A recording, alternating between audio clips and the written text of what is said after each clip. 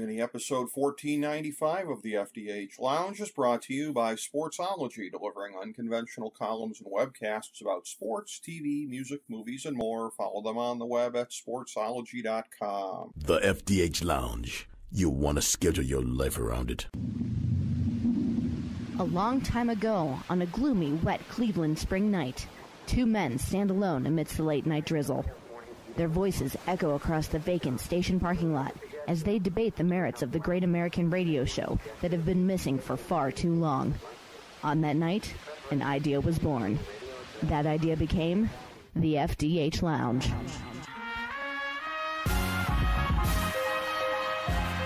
Welcome to the FDH Lounge. Hello, everyone. Welcome to FDH Lounge mini episode 1495. This is FDH Managing Partner Rick Morris here with you.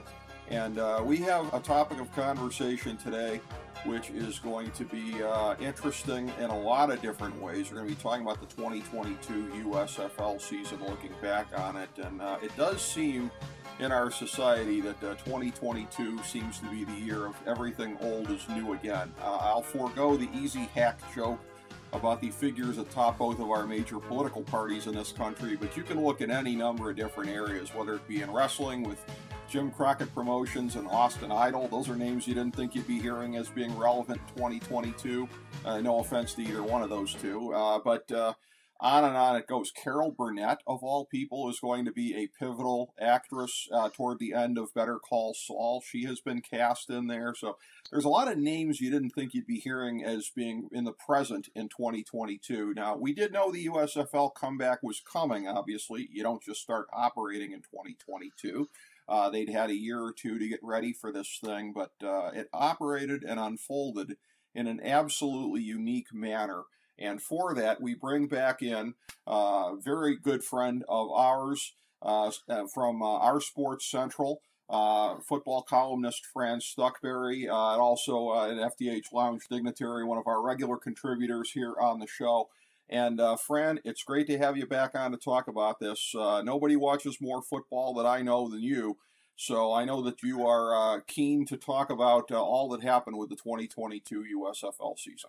But before we get into that, Rick, I want to discuss, back in 2019, I covered the Alliance of American Football, and that folded after 8 weeks to the finances. In 2020, I covered the XFL, and that folded after 5 weeks to the COVID-19. So at least the United States Football League in 2022 crossed the finish line a complete season.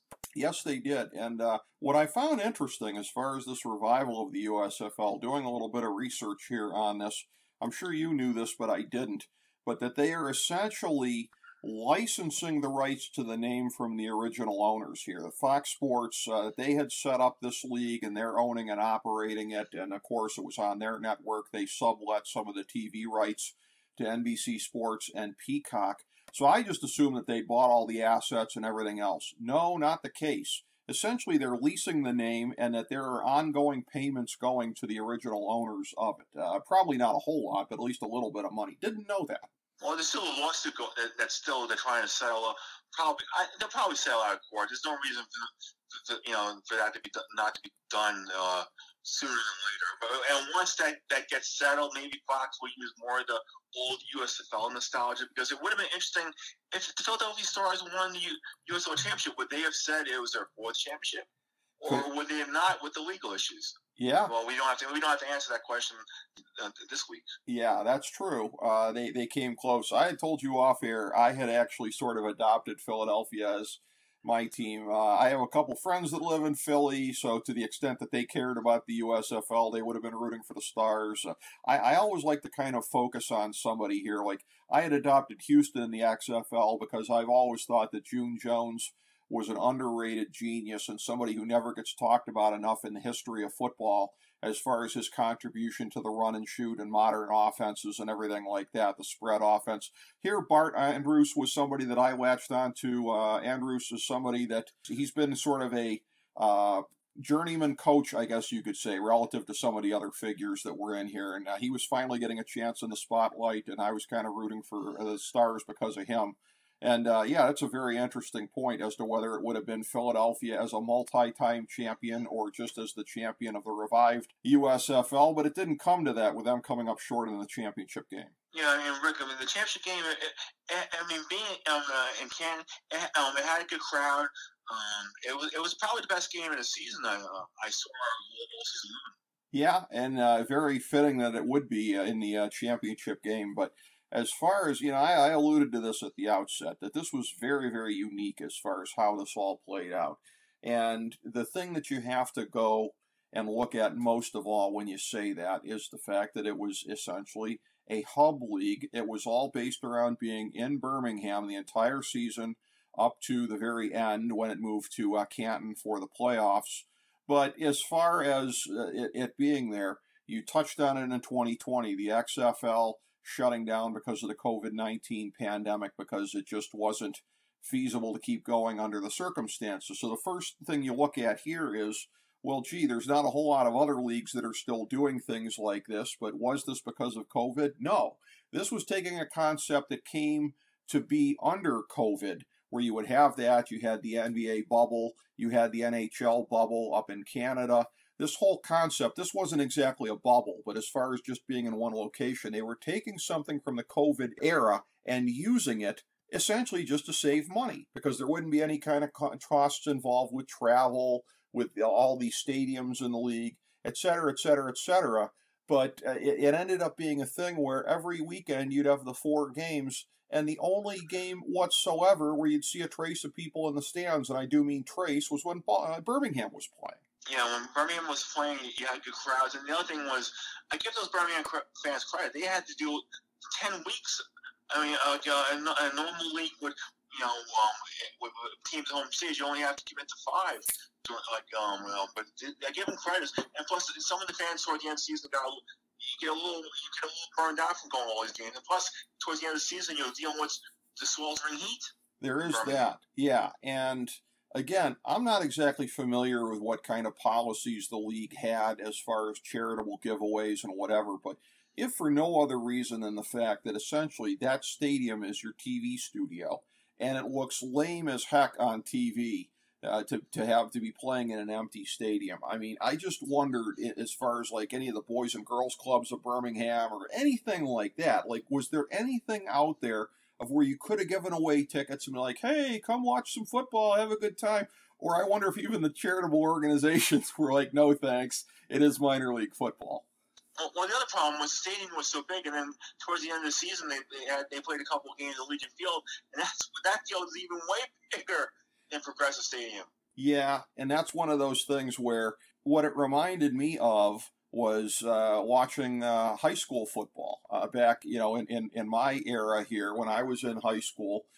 We have a little stadium here, and it's a thing where you'd have the parents and the fans and everything like that cloistered around the 50-yard line and kind of going out from there. And you go past the 20-yard line at most, and you would be seeing little to no amount of people, certainly nobody in the end zones. And that's what it reminded me of for the Birmingham Stallions games, is that even when they had people, they were tightly cloistered into the best seats. Nobody was in the cheap seats.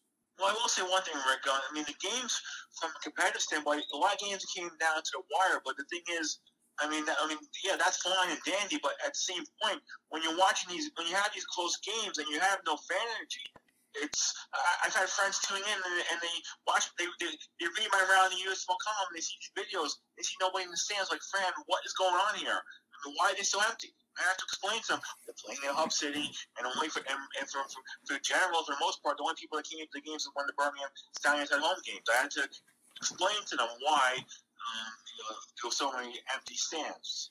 It was, again, like playing in an empty TV studio, essentially. I mean, that's essentially what that stadium was for 3 out of the 4 games every weekend. And then, of course, like I said, you'd have the Birmingham games that would be quasi-attended, Birmingham Stallions games, I should say.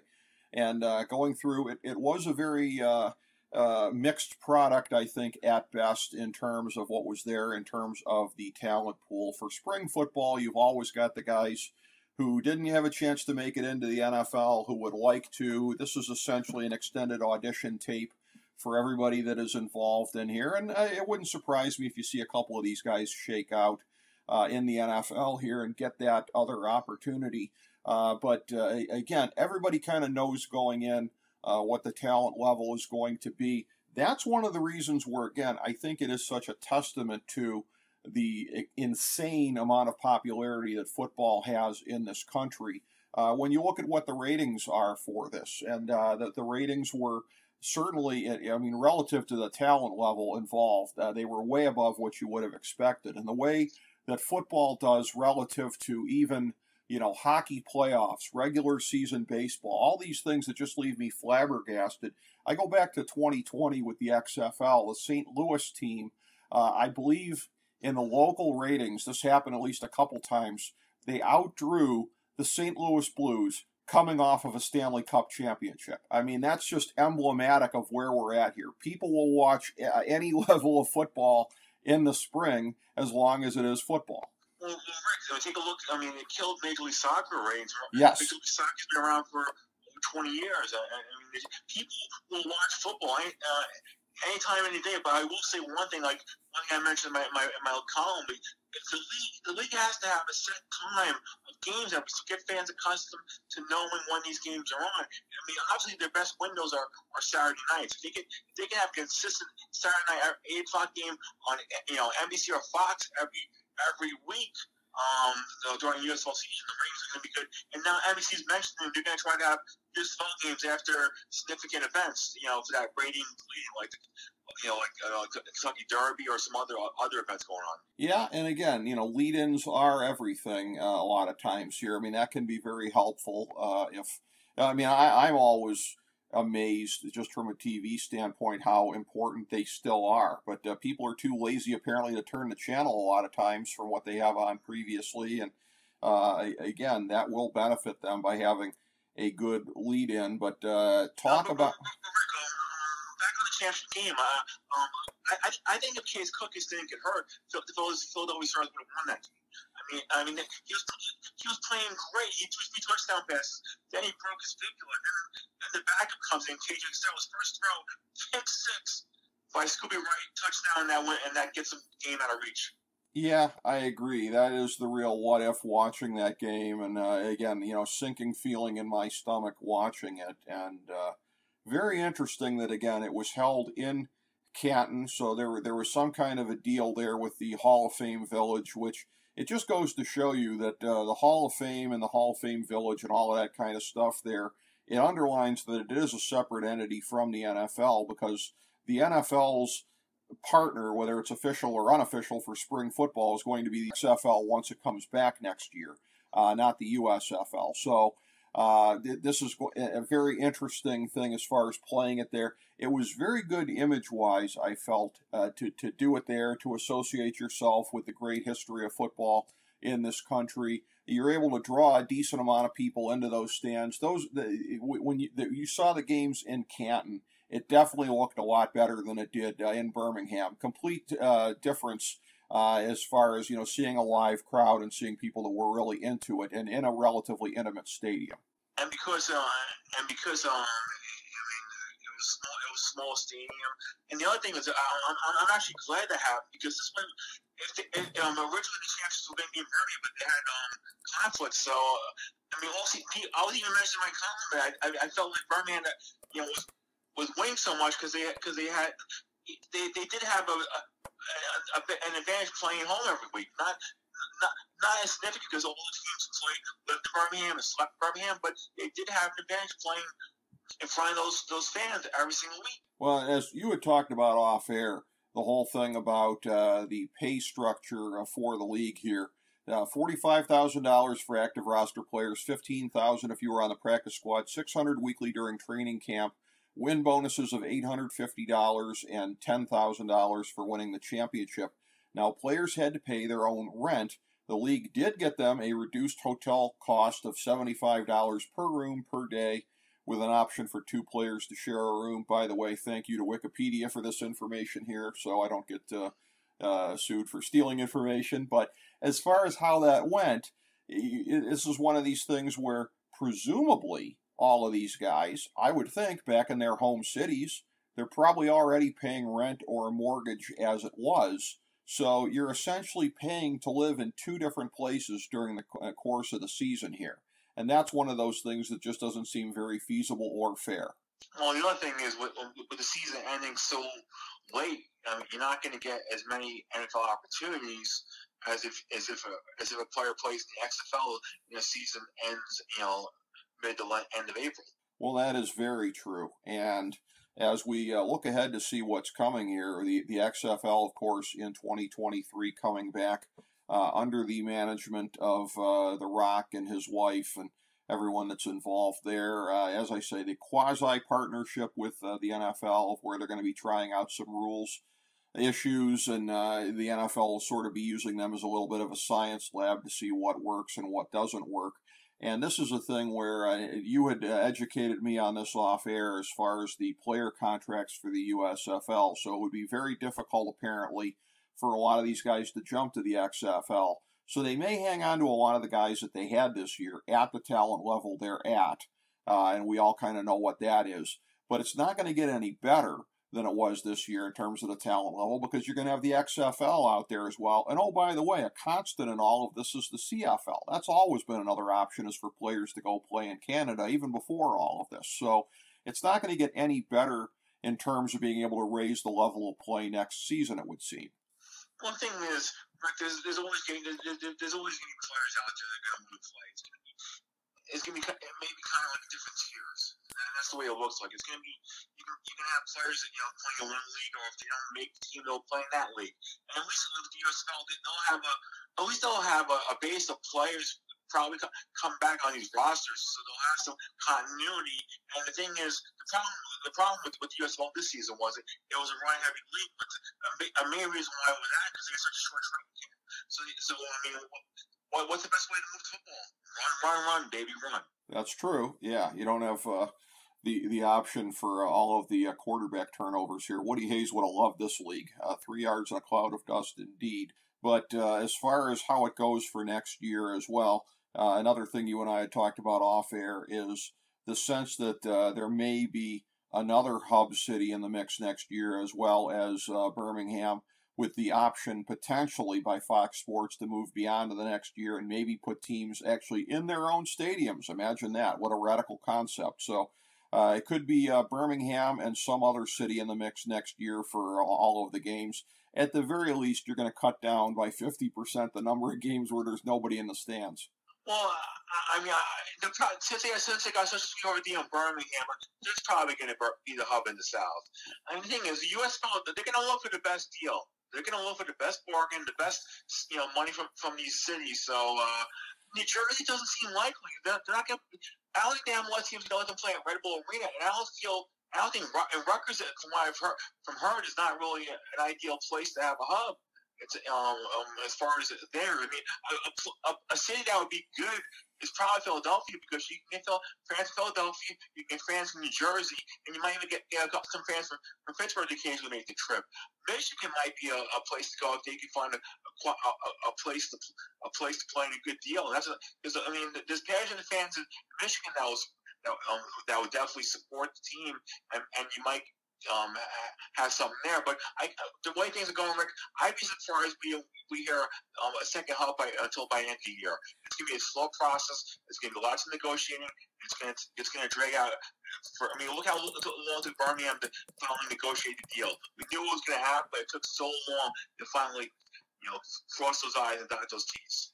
Well, that's true. And again, for Michigan, I think we could rule out the big house as far as being an affordable place to rent out. But when you start looking at this here, because Michigan is something of a state like my native Ohio, where you have an awful lot of colleges out there that play football and smaller venues available. Eastern Michigan, how about that? You got some kind of, short drive there from the Detroit area. Play it in Ypsilanti, go rent out their stadium. What's that going to possibly cost you? So there are some ways to do this. And again, the smaller the stadium, the better, because it's not going to look as garbo on TV, when you've only got, a couple thousand fans there potentially. So, these are things that will come into play as they're examining their options for next year. And Rick, I can't see Pittsburgh Hines.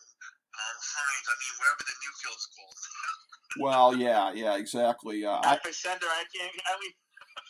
Well, I call it the field where the Browns beat the Steelers in the last playoff game ever known as Heinz Field. There, that's what it'll always be to me. But as far as yeah, the areas in the north, you're absolutely right about that. I mean, for the New Jersey one, again, if you make it more of a tri-state kind of a thing in terms of the branding, I mean, if you bring NYC into the mix. There's any number of places here too where if you just put a football field down on what they've already got, it could be kind of interesting. If not for the fact that, as I understand it, another team plays there now.